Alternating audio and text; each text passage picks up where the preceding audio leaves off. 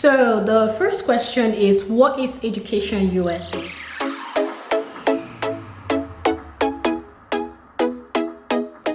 Hey guys, welcome back to my channel. If you're new here, welcome. If you're not, welcome back. My name is Naya, and as you guys know, I make videos on education, personal finance, and personal development for F1 and H1B visa holders in the US. And today I have she's like my sister, right? You guys know, like, the videos wherever I talk about like my friend and everything, that's her right here. So she did Education USA, and I promised you guys that I was going to do a video on Education USA for those that want to go through that route to do like a study abroad program. But it's going to be like a Q&A session. I'm going to ask her like questions, and then she's going to looking at me. Okay, she's going to reply the questions and like insert stories where it's appropriate. So the first question is, what is Education USA? Education USA is like an advising center in different parts of the world, honestly, at this point. So it's an advising center that connects students to different universities in the United States and helps students who've shown good academic accomplishment and also the ability to serve. Education USA pretty much shows students the path to acquire education here in the United States under scholarships. No, that's what I wanted to ask. So you mentioned like different parts of the world, so it's not just in Nigeria, because no, actually so we have a couple of places in Nigeria. We have I have friends who came from Education USA in Zimbabwe. Yes. It's all over the world at this point, except the US, because I mean there's no point of it being in the US, but it's in a lot of African countries, it's in a lot of European countries as well. I know mostly these centers are in African countries that I know for sure. But, okay. Yeah. So how did you find out about Education USA? Because again, like, people that came with it, they were young, 16, 17, 18. Yeah. So how did you find out about it? Okay. So I was very lucky. The school I went to in Nigeria, Jos, the name of the school was St. Paul's Academy. Students before me have gone to the United States through Education USA. So it's something that we know existed. And we know that the coordinator in the center in Abuja, because that's the center I went to. So the coordinator was very familiar with my school. So what she did, or what she does every year, was to send out applications to schools that she's worked with before. So your high school in Nigeria, she was familiar with it? She was familiar with it. Mm-hmm. So because we have other students from my school that have actually gone through the same program. Okay. So she sent out an application, and then whoever, actually the school would nominate the people that they think will apply and be successful based on your previous performances in school. So students that are kind of like, I guess, qualified, yeah. Okay. But technically, you don't have to wait for the school to do that for you. We just did not know, because when my school received the application, they gave it to just one student. Oh, so wait, you can apply by yourself? You don't have to apply under the school? Yes. Oh, so guys, you hear that? Like, because I thought it has to be under like the school, like the school. Okay. No. It's just like everything else. You look at your credentials, you look at your resume, and if what you have matches with the requirements of whatever the program is, you can apply. Okay. And then they take you through a series of interviews, through a series of tests. We actually did the mock SAT. That was one of our qualification tests. And if you qualify, you get accepted. Now, in my case, as I was saying, when we received only one application, what we did not know was that we could actually photocopy that and have multiple applications. Oh my God. So that was what you did? Yeah, so my principal at the time gave it to the head boy of the school, her son. Let's call it coincidence. I like to say coincidence, just, you never know. Anyways, She gave it to her son and he applied. So we went to the back end, we got the application, and then we scanned it, well, photocopied it, and that became our application. We filled it in.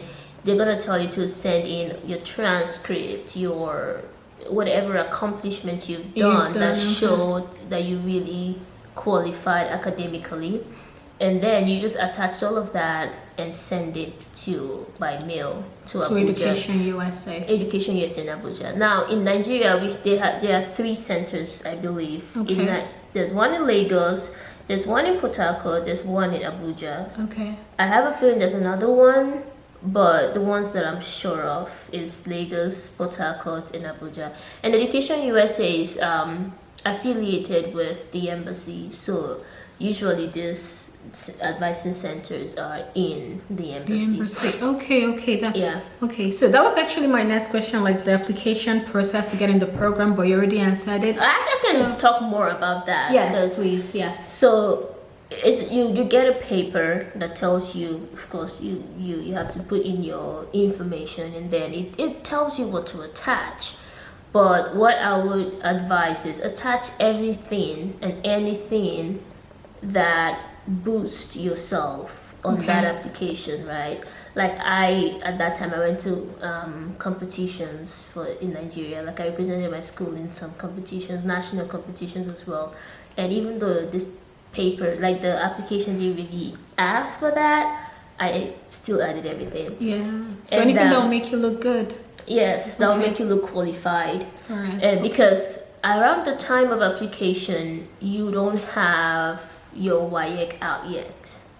Well, it depends though. Now, if you want to apply after you have your WAEC, then that's fine. Because for them to finally give you admission, they would look at your WAEC. But many times, they look at your previous performances, your transcript, in your high school. Yeah, everything you've done until now. Okay. And then your WAEC will either boost you or not boost you up. Okay. So it's very good to like package yourself as a very committed, very focused student that will be successful in the US. And then I think that's the best you can do to get an interview, because you will be sent after you send in your application, and also your application has a lot of essays, just to let you know. That was the part I hated. You have to write essays. So after you write your essays, you compile your application, you send it in, they will reach out to you for an interview if they think you qualify for the first round. And usually the interview would be at the embassy. At least in my case, it was in the embassy. We went to the embassy and we had a mock SAT. So that's kind of like your preliminary interview. It's so confusing because you've never seen an SAT test before. Yeah. So we had a mock SAT. That was an actual test, you know. And after you do that, then you have the one-on-one interview with whoever works in the advising center. And they'll ask you questions about your performances, ask you just, honestly, I don't remember the exact questions, but it's just questions that will want to test how good you are on paper, you know. Oh, so, and guys, I forgot to add, so, because I know it's not just Nigerians that watch, so WAEC is a West African Examination Council, and it's the exam, it's like an exam you take right after high school. It's kind of like your GED. If you're in the US, it's like your GED, so like, could you explain it? Yeah, sure. Yeah, because I don't know So, how to explain it. Yeah. the WAEC, what's the full name? West African Examination Council. Yes. Yeah. So it's a council. The test itself, I think, is called WASC or something like that. Really? WASSC. Oh, that, yes. SSC, yeah. Yeah. I don't know. But we also WAEC. We also Anyways, WAEC, yeah. the WAEC is a council that makes the test. But the test itself, I'm pretty sure it has a name. I don't remember. So it's a test you take after high school or after SS3. And it's to attest how ready you are to get into university. Yeah, to get into college. To get into college. And all the countries, to my knowledge, all the countries in the West Africa region actually take that test. Yes. And it's a very good standard of how your preparedness for higher level education. Next question is, Education USA, are they in partnership with like certain schools, or can you apply individually on your own? I think you actually answered that. You can apply individually. So this is the thing. In my situation, Education USA, like our coordinator at Education USA already knew my school. But I don't think you have, like, Education USA is not in partnership with any school. It's more like Education USA knows about this school, has helped students in this school to get into the US. So it's one of those things that once you build a track record, it's very it's easier to go back to those schools. They just come back to you. Yes, but recently Education USA has been trying to advertise itself more to every other school so that people can apply to it. Yeah, it's not in partnership to a particular school. It's more like you can apply individually if you want to. I don't know if this is the time to mention this, but there are different, I guess, levels of how I put this.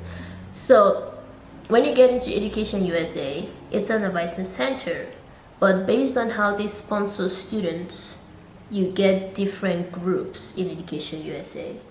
So there's a group called... Could you elaborate? Yeah, sure. The reason I'm bringing this up is to kind of further show that Education USA is not is not affiliated to one particular school. Okay. Yeah. So I'll guess the more general one, it's called I'm forgetting. EC. I don't know. Don't look at me. I didn't do Education USA. That's the one Debbie was in. Oh, okay. I'm forgetting it. Okay, guys, I will insert the name I'll somewhere. I will insert the name somewhere, but yeah. I just forgot it. But it's pretty much a group where the classification is this: the parents or the student can like they come from a more well-off family. Okay. So usually the parents of that child would sponsor the child to go through Education USA and also to travel outside of the US. So all the child needs is advice and like direction on what to do while looking for schools to go to education, to go to the US. Okay. And then there's another level. Yes, I'm forgetting the name. Anyways, so I actually had a friend of mine who we ended up in the same school in the US. All of us. Yeah. I mean, they did Education USA, I did not, but like all of us ended up in the same school. Yeah. I met her through Education USA. She was in this category where her dad actually sponsored her to come to Education USA. And then once she got admission, she was also sponsored. Her dad sponsored her to go into the to travel, like visa expenses, travel expenses. All those are very expensive, of course. So her father was able to sponsor to do all of that. There's another level. The next level is CCC. They help you with your visa. They help you with your test. But you would have to pay for traveling to the US and your initial upkeep once you get into the US. Okay. So it's this kind of like levels of funding. Yeah. Students that fall into that level usually are students who are good academically, but they're not as good as, I guess, the highest level, if that makes sense. So they the advisors at Education USA, they see potential, but there's just not enough funding to fund everything. So they see potential and they're going to help to a certain extent, and the student would have to figure out how to, sponsor himself for the rest of the way, I guess. Now, there's the group that I was in. It's called USAP, United States Achievers Program. That's I know that one because that was the group I was in. It's been such a long time. I don't remember everything. Yeah, it's been like what, 8 years now? Yeah, it's been such a long time. Okay, so USAP, these are students who've shown the highest level of academic excellence and service potential. Like you love serving, you love serving your country, and also at least you've shown that you're service driven and you have such a good streak of academic excellence, right? So they know for sure you will be successful, but you come from a poor you come from a low income background okay, that you just can't find a way to go further. But you do have the potential. You've shown that you have the potential. But I mean, you need money to go to school, right? So they cover everything for you. They cover your test, they cover your visa, they cover your transportation, like travel from Nigeria to the US. They also cover, they give you some initial funds for just starting in the US. Like how much? About $1,000. And also, like in my school, the school I got accepted into, we needed to pay a deposit. 2,200. Yeah, I remember. So I put that. I actually took my deposit from the initial funds EducationUSA sent to me. Okay. So the next question now is, did they help with applying to colleges for you, or did you do it yourself? For the most part, they help you, but you do it yourself. It's just like anything. You can ask for help where you need it, but you have to apply yourself to the process. No one's going to do that for you. So this is how they helped. First of all, because we didn't know about the schools in the US, we didn't know about their application processes. So EducationUSA organized like workshops or seminars just to explain this is how the process would look like, right? And then we were also given a handbook. It's called International Students Handbook, where they actually list all, in that book they listed all the schools that would give full scholarships to students, international students. Yeah. Okay. Wow. Yes. So now you have the names of the schools. You have to go online, do your research. What does the school need? How can I apply to these schools? It's nice that a lot of colleges here in the US use Common App, so you could just yes, you just do one application and it's so you could just add all your schools onto Common App. They told us about College Board. That was the one I used. Yes, I used College Board. They told us about College Board. You can compare schools on College Board. In there, you start your application on Common App, and so when it comes to recommendation letters, you need to collect your recommendation letters from your, whoever it is that would write you a good letter. But to add that on there, because I mean in Nigeria your professors would not have the access to do that. So the coordinator at EducationUSA actually helped us add that on there. Okay. Yes. So she was like the principal person in all of our applications, so that was very helpful. Okay. Now, whenever we got our schools together, you have a one-on-one appointment with her where she go over your schools, and you have to have done the research to know why you want to go to this school, and also do you think you qualify to get to that school. Okay. Now, after you make your list, then you go to her, and then she'll tear down the list. And it's one of those things. I mean, she's trying to be helpful. She's trying to be very helpful, but you're so passionate and you think you can accomplish everything, and that's great. But sometimes reality is not fun, So I mean, they helped us figure out what schools would be competitive for us, what schools would be good for us, what schools would be safety schools for us, and then you go ahead and apply. So how many colleges did you apply to then? Was it only Berea that you applied to? Oh no, I applied to 17. 17? Yeah. I applied to 5 and I thought that was a lot. Oh, I applied to 17 schools, yes. So, but they were also, as you applied to 17 schools, they were also paying for the application fee for each of these. Yes. See, that's the thing, because the application fee, Was after it I have paid, it's like $100 for an application fee. By the time you pay like $500 for application fee, you're just like, Yeah. wow, Yeah. So that was, so yeah, they that's pay because I was USAP, they pay everything. Yeah. Right. Or you just have to apply yourself and do the work. Right. So they paid for all of that. Even our tests, they paid for. I took my test twice. SAT? Yeah, SAT. Dang! Wow, they really be giving you guys Exactly. chances. Like my SAT, I had to nail it. The first time, like my score was good, but the schools I wanted to go to required like at that time SAT was Over 2,400. 2,400. Yeah, now it's out of a 1,600. Yeah. Yes. So the schools I had on my list, most of the schools I had on They my wanted list perfect score. was like high. Yes. Like, I think it was 1,900 and above. Those Yeah, were the schools. And yeah. I got if I remember correctly, it was like an 1850 or something like that the first time. And I mean, But it that's the wasn't thing, horrible, 1850 is actually but even okay. It's yeah, good. Yeah. but I wasn't super competitive for my schools. Yeah, yeah. So I begged her, my coordinator at that time, I begged her that let me just take it one more time and I'll do well, because I just really wanted to have more options. So she allowed me to take it, and this is not an opportunity that happens to everyone. It's one of those things, you have an opportunity, however you push that opportunity or however you use that opportunity depends on you.